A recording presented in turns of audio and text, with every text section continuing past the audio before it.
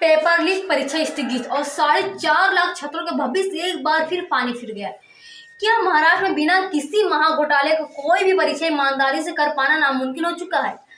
परीक्षा से ठीक 24 घंटे पहले जब सूबे का 4.5 लाख से ज्यादा नौजवान रात रात भर जाकर अपनी आंखों में शिक्षक बनने का सपना सजा रहे, आखिरी तैयारी कर रहे थे, तब पर्दे के पीछे कड़क नोटों की गड्डिया के दम पर उनकी शाखा और मेहनत का सौदा किया जा रहा था। महाराष्ट्र की शिक्षक पात्रता परीक्षा की यानी महाटेट का पेपर लीक हो चुका है और परीक्षा को अनंत फनन में रद्द करना पड़ा है। लेकिन सबसे बड़ा सवाल यह है कि दलाल इतने बेखौफ कैसे? आखिर क्यों हमारी सरकारी तंत्र हर बार पेपर लीक माफियाओं के सामने घुटने टेक देता है? शिक्षा स्वास्थ्य को शर्मसार करने वाली इस महाघोटाले की एक एक परत खोलने और सोए सिस्टम पर सीधे सवाल उठाने के लिए आप देख रहे हैं आपकी आवाज हम तक, और मैं हूं आपके साथ निधि जला। आइए रुक कर दिन पूरे मामले को 6 बड़ी कड़ियों की और जिसने पूरे महाराष्ट्र को हिलाकर रख दिया है। इस अंधेरी खोज के लिए का खुलासा तब हुआ जब पुलिस को एक गुप्त सूचना मिली। पुलिस ने बिना वक्त गवाए ठाणे के भिवंडी इलाके में आधी रात को एक ठिकाने छापेमारी की, जहां से परीक्षा के सील बंद प्रश्न पत्रों को पूरी बरामद हुए। अब सबसे बड़ा और तीखा सवाल सरकार से उठता है कि जो प्रश्न पत्र सरकारी खजाने और बेहद कड़ी सुरक्षा के घेरे में होना चाहिए था, वो परीक्षा पूरी 24 घंटे से पहले एक निजी ठिकाने पर कैसे पहुंच गया? क्या ये सरकारी अधिकारियों को और विभाग के भीतर बैठे गद्दारों को मिली भीख के बिना मुमकिन है? साफ है कि सुरक्षा के सारे दावे सिर्फ कागजों पर थे। शुरुआती पुलिस की जांच में जो आंकड़े सामने हैं वो इस रैकेट के बड़े और फैले हुए नेटवर्क की गवाही दे रहा है। इस लीक प्रश्न पत्र के कथित तौर पर 1.5 करोड़ रुपए में भार की भरकम सौदे में बाजार में बेचा जा रहा था। लाखों गरीब और मध्यवर्गीय के छात्र मेहनत और महज कुछ रुपए के लिए चंद दलालों के हाथों में गिरवी रख दिया गया था।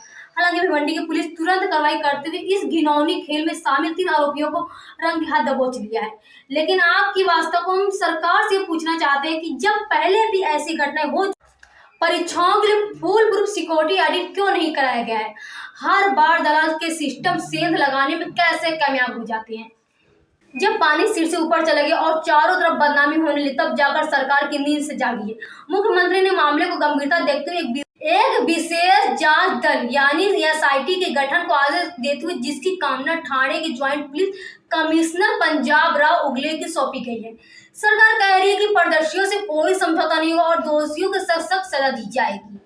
लेकिन सरकार को यह जवाब देना होगा कि एसआईटी के सिर्फ मोहरे को पकड़ा जाएगा या उन बड़े मगरमच्छों पर भी हाथ डालेंगी जो सरकारी कुर्सियों पर बैठकर इन दलालों के लिए दरवाजा खोलते हैं। जब तक बड़ी मछलियां हाथ नहीं पकड़ी जाएंगी तब तक यह ड्रामा नहीं थमेगा।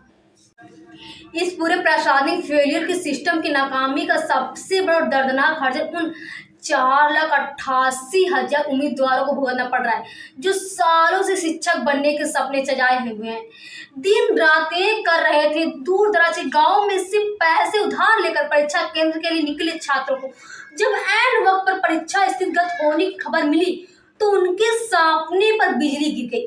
महाराष्ट्र स्टेट एग्जामिनेशन काउंसिलिंग ने परीक्षा तो टाल दी, लेकिन उन छात्रों के समय, पैसे और मानसिक तनाव की भरपाई कौन करेगा?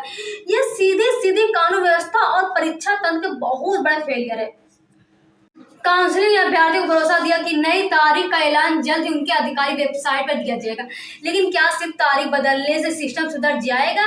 दोस्तों, क्या आपको नहीं लगता कि इस महाघोटाले में जितनी गलती उन दलालों की है उतनी ही बड़ी गलती उन सरकारी सिस्टम की है जिन्हें रोकने में लगातार नाकाम साबित हो रहा है? अपनी कड़क राय कमेंट बॉक्स में हमें जरूर दर्ज करें। महाटेट घोटाले और सरकारी लापरवाही पर हमारी तीखी और बेबाक रिपोर्टिंग के लिए हमारे यूट्यूब चैनल आपकी वास्तव को अभी सब्सक्राइब करें।